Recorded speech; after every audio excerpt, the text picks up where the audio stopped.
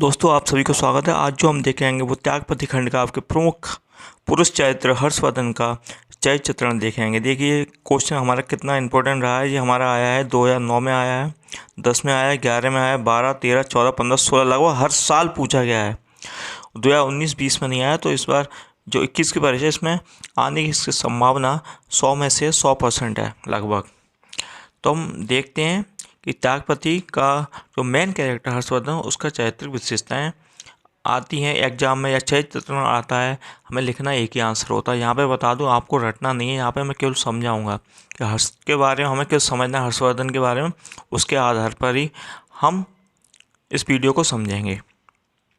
समझना आवश्यक होता है दोस्तों, रटने से कोई चीज़ याद नहीं होती। देखिए हर सन में आया है, हम इसके आंसर पर चलते हैं। हर्षवर्धन के बारे में हम जानेंगे सारी बातें। तो हर्षवर्धन के चरित्र की निम्नलिखित प्रमुख विशेषता हमेशा डालना। जब भी आंसर शुरू कर रहे हो तो ये डालना कि जो कैरेक्टर पूछा रहा है उसके चरित्र की निम्नलिखित प्रमुख विशेषता इस प्रकार हैं।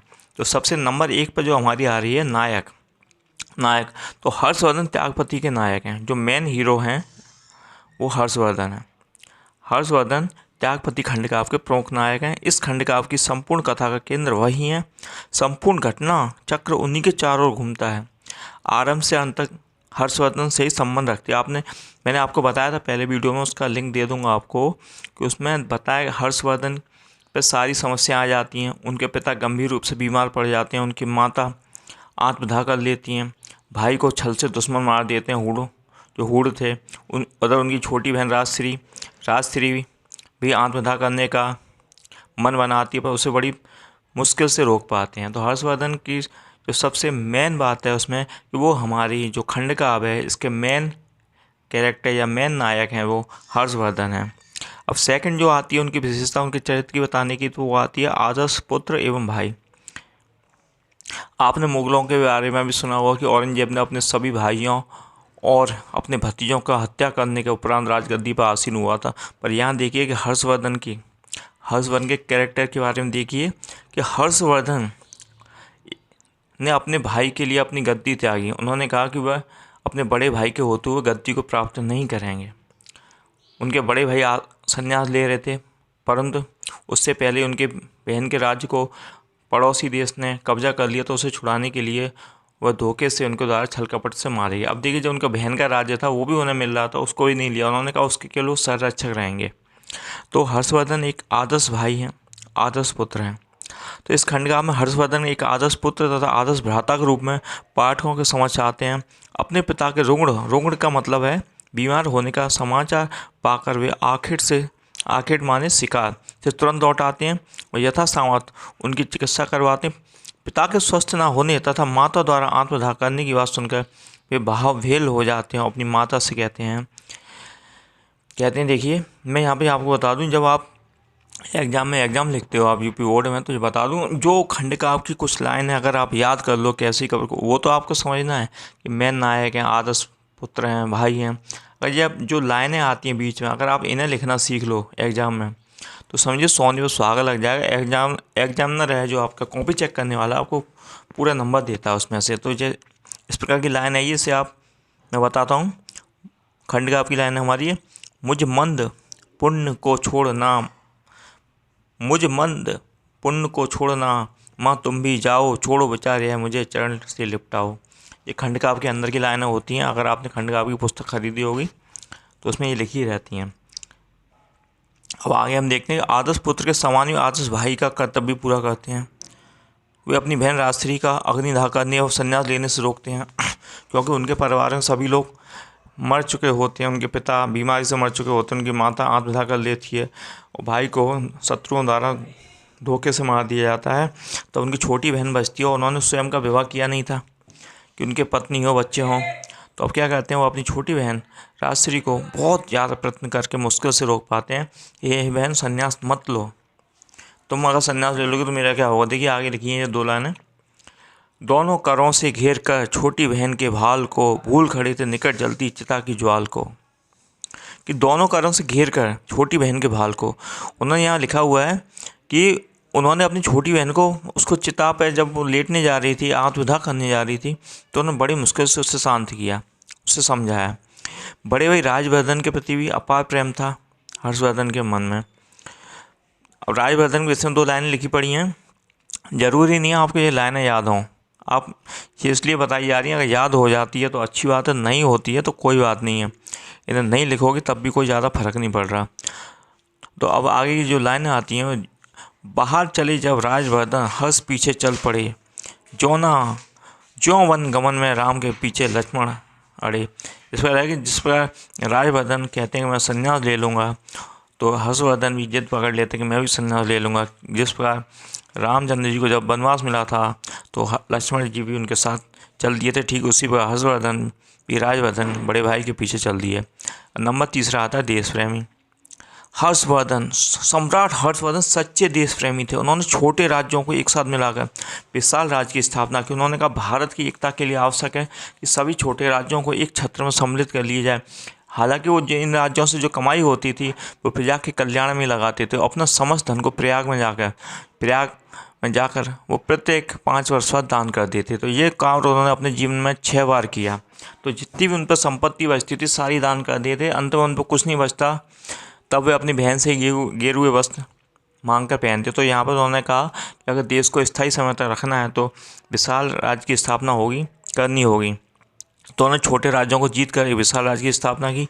देश की एकता एवं रक्षा हेतु वे बड़े से बड़ा युद्ध करने से नहीं हिचकते थे। उन्होंने एक बड़े राज्य की स्थापना ही नहीं की वरन धर्मपूर्वक शासन भी किया। उनके राज्य में सभी लोग सुखी थे, प्रजा सुखी थी, धन धान की पूर्ण व्यवस्था थी, अस्पताल थे रोगियों के लिए और गौशालाएँ थी गायों के लिए। सभी चारों तरफ खुशहाली का माहौल था। अब आता है नंबर 4 आता है अजय योद्धा। अगर अजय योद्धा नहीं लिख पाते हो तो आपके योद्धा भी लिख दोगे। अगर अजय की जगह महान योद्धा भी लिख दोगे तो बात एक ही रहेगी। तो हर्षवर्धन एक अजय योद्धा थे। अजय का मतलब होता है जिससे कोई जीत ना सके। विद्रोही उनके तेज बल के आगे ठहर नहीं पाते, तो कोई भी राजा उन्हें पराजित नहीं कर सका। भारत के इतिहास में महाराज हर्षवर्धन की दिग्विजय, उनका युद्ध कौशल, उनकी अनुपम वीरता आज भी स्वर्ण अक्षरों में लिखी गई है। स्वर्ण अक्षरों से तात्पर्य सोने के अक्षरों में लिखी गई है।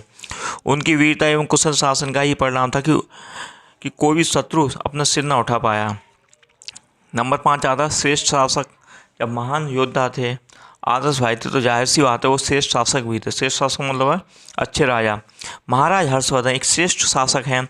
उनका संपूर्ण जीवन प्रजा के हितार्थ यानी प्रजा के हित में कार्य करने को समर्पित हो गया। यहाँ पे मैं बता दूँ आपको, कुछ शब्द कठिन आ जाते हैं। हितार्थ आ गया, समर्पित आ गया, याद नहीं हो रहा, तो इनके आप पर्याय लिख सकते हो। जैसे हितार्थ का है तो आप लिख सकते हो कि प्रजा की भलाई में काम किया। हितार्थ का पर्यायवाची होता है भलाई में।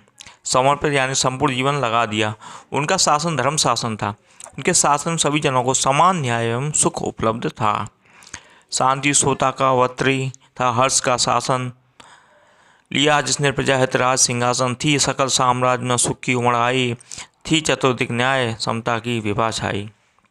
ये लाइनें इसलिए दी जाती हैं कि जिससे कि थोड़ा ये संभावना रहती है एग्जाम में ये समझ के आता है कि चलो स्टूडेंट कुछ पढ़ के आया है, नहीं अन्यथा इसकी कोई किताब लेता भी नहीं है, केवल मास्टरमाइंड या विद्या आती है उसमें से देख लेते हैं। हालांकि इसे किताब लेना चाहिए, पढ़ने में आपको बहुत आनंद आता।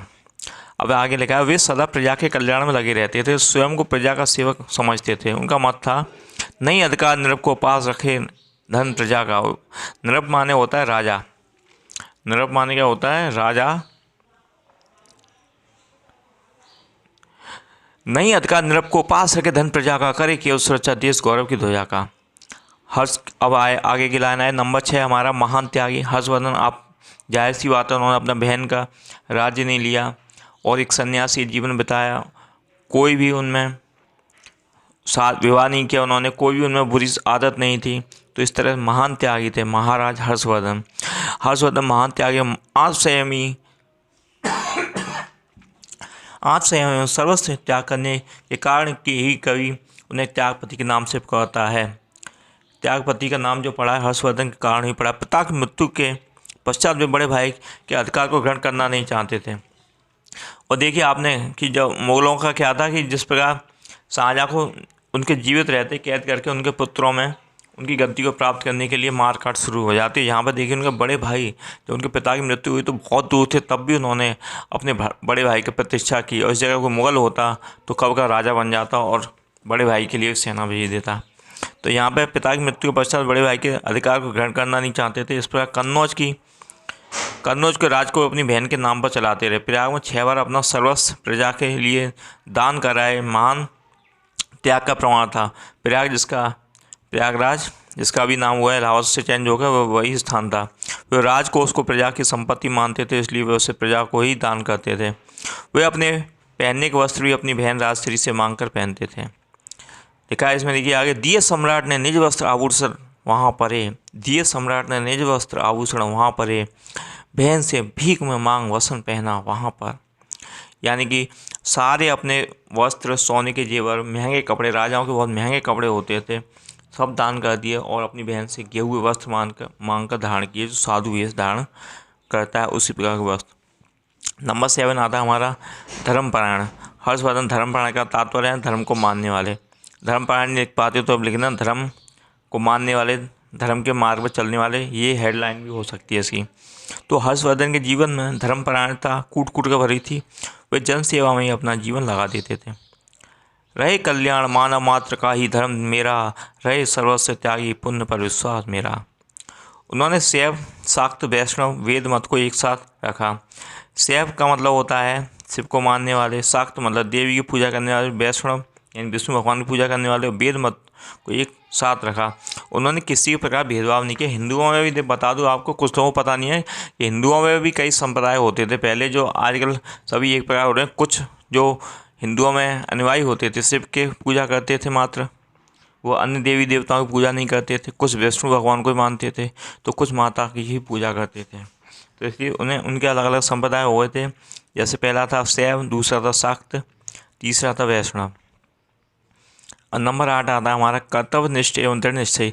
सम्राट हर्ष ने आजीवन अपने कर्तव्य का पालन किया। प्रारंभ में इच्छा न होते हुए भी उन्होंने अपने भाई के कहने पर राज संभाला और प्रत्येक संकट की स्थिति में अपने कर्तव्य को निभाया। बहन राजश्री को वनों में खोजकर वे अपनी कर्तव्य निष्ठा का परिचय देते हैं।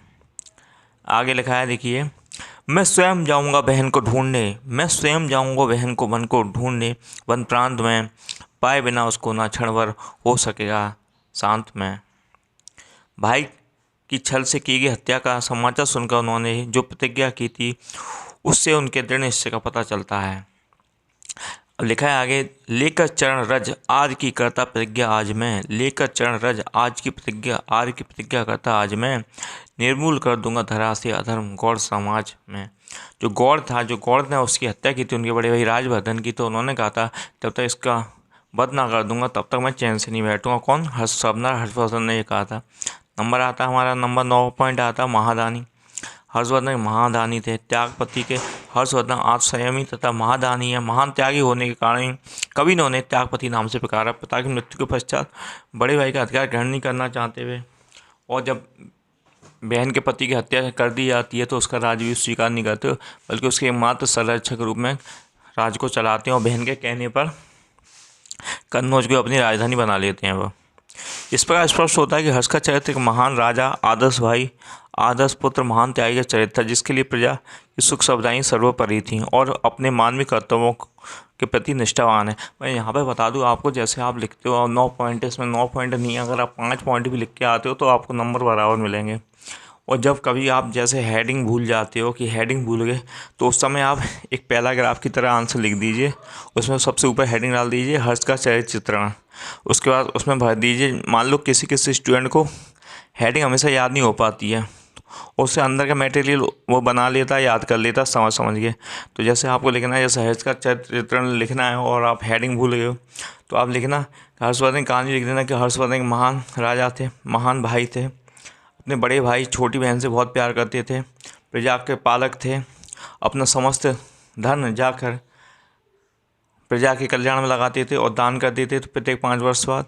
तो ये बता रहा हूँ। और अगर आप 9 हेडिंग याद नहीं होती हैं, आपको कुछ 5 हेडिंग याद आ जाती हैं या 4 हो जाती हैं, तो उनसे भी आपके नंबर सही और बराबर मिल जाते हैं। ये मत मानिएगा कि अगर आपको पूरा का पूरा डिक्टो लिखना होता है, ये तो केवल नकल वाला स्टूडेंट ही लिख पाता है। और आपको ये भी बता दूँ, बीच में जो लाइनें आती हैं उनको भी अगर आपको याद नहीं हो पाती है तो कोई ज़रूरत नहीं उन्हें याद करने की, क्योंकि वो अक्सर लाइनें अगर आप याद करोगे तो गलत हो जाएंगी, तो एग्जामिनर की फोकस में आ जाएगा कि आपको आपने ये तो किया है कि आपको प्रयास किया लिखने का, यानी याद नहीं है तो वो ये भी मान लें गलत लाइन भी आपने लिख के आए हो तब भी आपको सही समझ के थोड़ा अच्छा नंबर दे देता है। इसलिए लाइन अगर लिख लोगे तो भला होगा, नहीं लिखोगे तब भी कोई फ़र्क नहीं पड़ता। मेन बात यह है कि आपको जो पेपर है वो समझना है कि हर्ष का चरित्र चित्रण लिखना है, तो वो याद नहीं करना, बस याद कर देना कि महान राजा के बारे में। जिस पर अशोक ने बौद्ध धर्म का संरक्षण किया, उसी प्रकार हर्षवर्धन ने हिंदू साम्राज्य का संरक्षण किया। इस प्रकार हर्ष एक महान राजा थे, महान भाई थे, महान तपस्वी थे, महान त्यागी थे। तो यहाँ पे इनका चरित्र चित्रण समाप्त होता है। अगले वीडियो में राजश्री का चरित्र चित्रण लेकर आपके सामने हाजिर होंगे। तब तक के लिए नमस्कार, धन्यवाद, और चैनल को सब्सक्राइब कर लेना, वीडियो को शेयर कर देना। जय हिंद, जय भारत।